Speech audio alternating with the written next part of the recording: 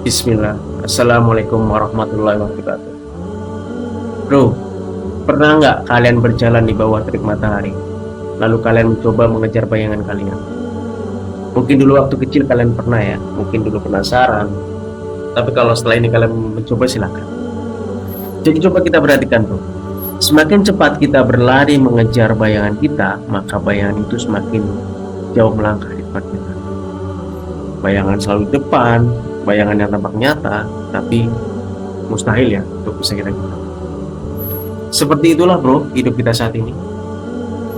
Kita berlari dari pagi hingga malam, memeras keringat, mengorbankan banyak waktu tidur kita, bahkan terkadang mengorbankan waktu ibadah kita. Kita sibuk mengejar harta, mengejar jabatan, mengejar pengakuan, dan berjuta-juta keinginan dunia lainnya. Namun bro, anehnya, setelah semua yang kita impikan itu berhasil kita raih, terkadang hati ini tidak juga merasa penuh. Kita justru merasa semakin hampa, semakin cemas, dan benar-benar lelah. Pernah nggak bertanya pada diri sendiri, mengapa kita lelah? Rasa lelah yang kita rasakan itu adalah hal yang wajar, karena kita sedang mengejar sesuatu yang sifatnya memang semu. Allah Subhanahu wa Ta'ala telah mengingatkan kita dengan sangat indah di dalam Al-Quran, Surah Al-Hadid ayat ke-20. Mari kita simak artinya bro. Ketahuilah sesungguhnya kehidupan dunia itu hanyalah permainan dan senda gurauan, perhiasan dan saling berbangga di antara kamu, serta berlomba-lomba dalam kekayaan dan keturunan. Seperti hujan yang tanam-tanamannya mengagumkan para petani. Kemudian tanaman itu menjadi kering dan kamu lihat warnanya kuning, kemudian menjadi hancur. Dan di akhir ayat tersebut bro, Allah menutupnya dengan sebuah tamparan keras bagi jiwa kita. Dan kehidupan dunia tidak lain hanyalah kesenangan yang palsu. Bro, dunia ini diciptakan bukan sebagai tempat tinggal, melainkan tempat meninggal. Tempat meninggal bro. Dunia ini dirancang bukan untuk memuaskan semua keinginan kita, melainkan sebagai tempat ujian kita. Ketika kita menaruh harapan mutlak pada sesuatu yang rapuh, maka bersiaplah untuk merasakan kekecewaan yang mendalam. Bro, mari kita merenungkan sebuah kisah dari generasi terbaik. Suatu hari, Umar bin Khattab radhiyallahu anhu masuk ke dalam kamar Rasulullah Shallallahu alaihi wasallam. Umar melihat manusia semulia Rasulullah tidur di atas sebuah tikar kasar yang meninggalkan bekas bilur-bilur di punggung suci. Dan di kamar itu bro, tidak ada kemewahan, hanya ada segenggam kandung dan sebuah wadah air yang terbuat dari kulit. Bayangkan. Melihat pemandangan itu, air mata Umar menetes. Ia berkata, "Ya Rasulullah, bagaimana mungkin para raja Romawi dan Persia hidup bergelimang kemewahan, sementara engkau, utusan Allah, hidup dalam keadaan seperti itu?" Apa jawaban Rasulullah? Beliau tersenyum dan bersabda, "Apakah engkau tidak ridho wahai Umar, jika dunia ini untuk mereka dan akhirat?" Rasulullah tidak membiarkan dunia masuk ke dalam hatinya. Beliau tahu persis cara memposisikan dunia. Dan dalam sebuah hadis sahih yang diriwayatkan oleh Imam At-Tirmidzi, Rasulullah Shallallahu alaihi wasallam memberikan sebuah formula kehidupan yang luar biasa. Mari kita dengar.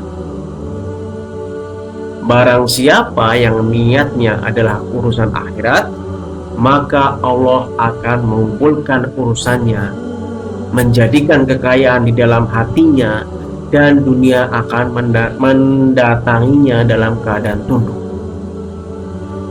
Namun, barang siapa yang niatnya adalah urusan dunia, maka Allah akan mencerai-beraikan urusannya, menjadikan kemiskinan di pelupuk matanya, dan dunia tidak akan mendatanginya kecuali apa yang telah ditetapkan baginya. Inilah jawaban dari rasa lelah kita selama ini bro. Ketika fokus utama kita adalah dunia, Allah akan jadikan kita selalu merasa kurang. Betul kan? Kita itu merasa miskin di tengah kelimpahan harta karena hati kita tidak merasa cukup. Jadi itu intinya. Sekaya apapun kita, kadang kita nggak pernah cukup. Bro, renungan ini bukan berarti menyuruh kita untuk meninggalkan dunia secara total ya. Karena Islam tidak melarang kita untuk menjadi kaya, tidak melarang kita memiliki rumah yang nyaman dan kendaraan yang bagus.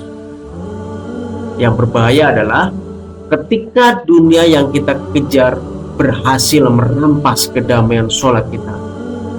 Ketika urusan mencari nafkah membuat kita lupa pada siapa yang memberi rezeki. Kita lelah karena kita membawa beban dunia di atas kepala kita, bukan menyimpannya di genggaman tangan kita. Ingatlah nasihat indah dari Ali bin Abi Thalib radhiyallahu anhu. Dunia itu laksana bayangan. Jika kamu mengejarnya, ia akan lari darimu. Tetapi jika kamu membelakanginya atau berbalik mengejar akhirat, ia tidak punya pilihan lain selain mengikutimu. Maka, mulai hari ini, mari kita ubah arah langkah kita. Mari kita tata kembali niat di dalam hati. Setiap kali rasa lelah itu datang menyapa, bisikan pada jiwa yang rapuh, tenanglah wahai hati, dunia ini hanya sementara. Kita lelah di dunia agar kelak kita bisa beristirahat sepuasnya di dalam surganya. Jangan sampai kita sudah lelah dan menderita di dunia, namun di akhirat kelak kita termasuk orang-orang yang merugi. Mari kita tutup renungan ini dengan doa yang sering dipanjatkan oleh Nabi Shallallahu Alaihi Wasallam.